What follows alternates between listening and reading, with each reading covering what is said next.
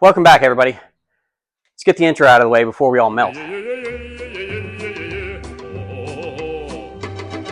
All right, with that out of the way, we're once again working on the 1981 Jeep CJ5. Today we're going to be putting an axle seal in it, and these are not your normal axle, and I'll show you. This is the rear axle on my 1981 Jeep CJ5, and it is an AMC 20, which is the middle of the road for AMC. They made an AMC 15, which was 5 less, and an AMC 35, which is really a Dana 35, but that was 15 more. 15 watts? I don't know, but 15. It's a two-piece axle. Let me tell you what that means. There is a keyway right here, just like on maybe a small block Chevy crankshaft, where you're going to have a key inside of there that keeps it from spinning on this axle shaft. And it's held on by a big nut and washer, which I've already taken off because you just take it off. It's easy. And that's also what's going to put it back on when we're done. But to get this thing off of here, it takes a special tool. And that special tool is a hub puller. It says it's a universal hub puller. I sure hope that's true. And you have 3 legs, and one of each of these legs is going to go onto a lug stud, like so. And we'll use some lug nuts to hold those in place. This is going to go and get threaded right down the center. And hopefully we'll be able to pull that off. Okay, looks simple enough. Let's get started.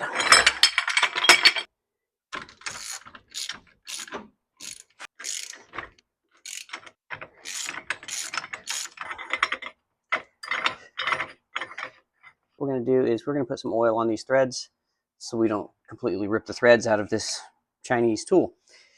That would be bad. Sort of like with a drill bit. Heat, bad. Lubrication, good. There we go. And I think this also calls for a complete safety shield, just in case everything explodes.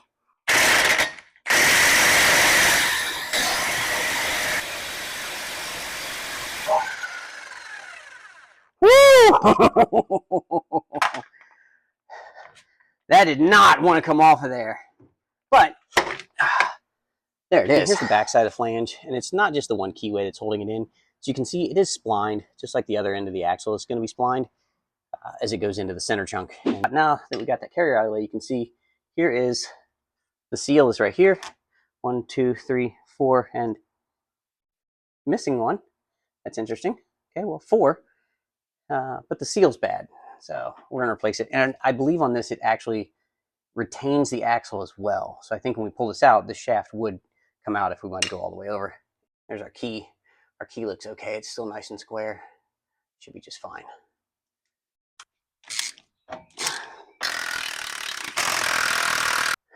The big moment. This flange should just pop right off. Yeah, and it does. Don't make me move brake parts. There we go. As you can see, that also holds the brake backing plate on. Now you can see the inner splines for that flange, or that goes onto the axle shaft itself. That goes straight into the differential. And there you go. That's your two-piece AMC 20. It's a pain in the butt, and now we have to put it back together. Now, amazingly, out of my 20-something-year-old pile of bolts, I found the exact same bolt and nut with this little flare that it has on the end. So at some point, I don't know when, but I've done this before. Not specifically on this Jeep, but apparently I've done this. I don't recall that at all.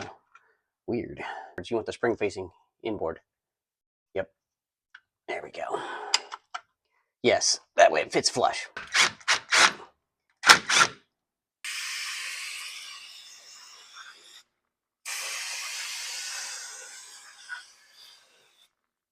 And we've also got to rinse this drum out because this drum is completely gear lube soaked.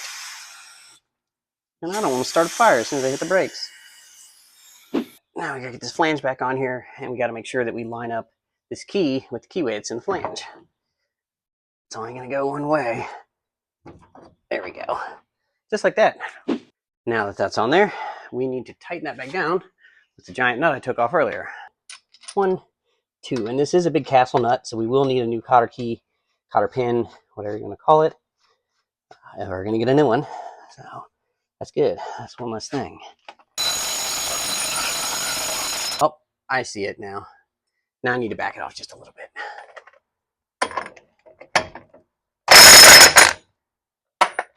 Perfect. ish. It's going to go through like that, but with an actual cotter key. Looks like it'll fit. Now, the great debate. Do you bend this to the side or you bend it over the top? I'm going to bend this one over the top. I don't really think it makes much difference, not in this sort of thing. All right, let's slide the drum back on, put the tire on, and call this job finito. Now, I do have the center caps for the wheels, so there's no need to put this dust cover back on, but there is a dust cover somewhere. There you go, well, you know, big metal hat. So this dust cover is here, but we don't really need it, but then again, I just put it on, so. There you go, that's how those work. So if you have this giant 2-inch deep dust cover, you've got a 2-piece axle. If you have the tiny little regular, like, boop, little looks like a inside out belly button, then you got a 1-piece axle. So long nose, 2-piece. For future reference. All right, time for the tire. All right. Luckily, I only have to lift this up like an inch because I don't feel like really lifting anything anymore. It's tiring. There we go. See, wasn't that easy?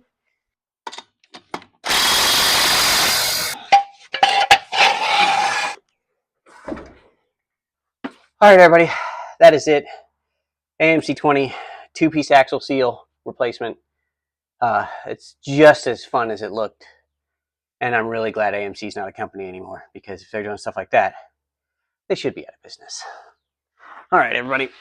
We'll see you next time.